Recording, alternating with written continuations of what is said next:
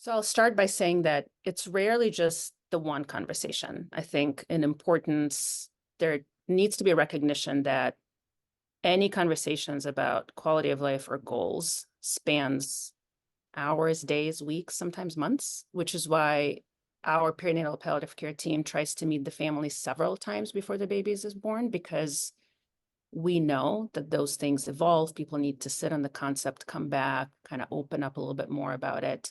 And there is this sort of misconception that in 1 hour you can do some magical work and like really get like to the nugget of the decision making. And I find that to be very flawed, to be honest. I think there's sometimes you have to do that. But the benefit of the perinatal palliative care space is that you usually have time. So I'll also say that I don't use the terminology of quality of life personally in my own counseling. I don't like it. I find it to be not maybe too like overused or trite, but it just labels something that I think is very difficult to label. So if the family says it, if the family tells me I am really worried about my child's quality of life, I will immediately respond by saying, I hear you. Tell me what you mean by that. But I'd rarely be the one to ask, tell me what a good quality of life means to you. Because again, I think it's a vague question. I'm not sure people really know how to respond. We start our fetal consults by asking what people have already read.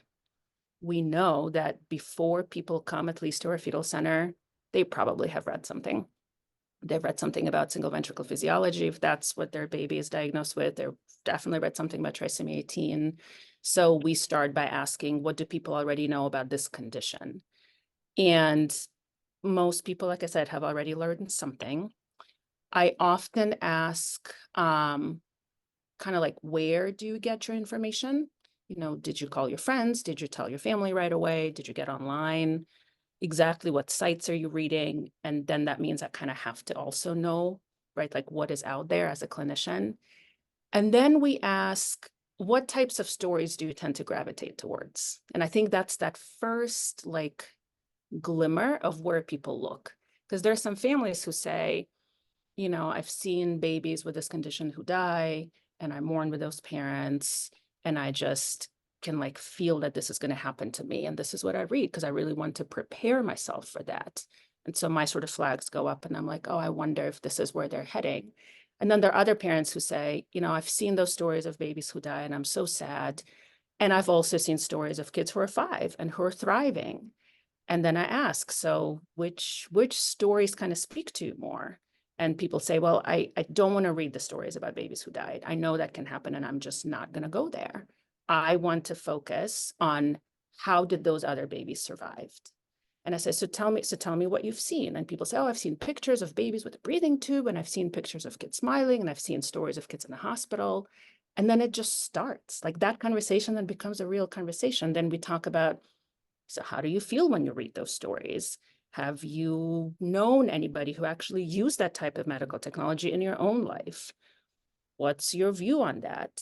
What about all those kids in the hospital for a year? Like, how does that make you feel? And depending on where the family goes, it just begins a conversation. And you start to get these notes of, oh, I think the people sitting in front of me are, I don't know, just like infused with hope. These are the stories they want. This is what they want to talk about. The real reason they're here is for us, all of us in the room, to explain how to work towards that hope and to also balance it with things that may be realistic, that may be unrealistic. And then we kind of, I think, structure the conversation differently than a family who says, I've seen the stories, or I've seen the pictures and read the stories of kids who are 5 with trisomy 18, who are living with chronic mechanical ventilation. I can never do that. And then I ask, tell me why. Tell me why you can't do that. And people explain all kinds of things about their views on technology, their views on quality of life, their support system, how they just can't take that on, how they think it's wrong for the baby.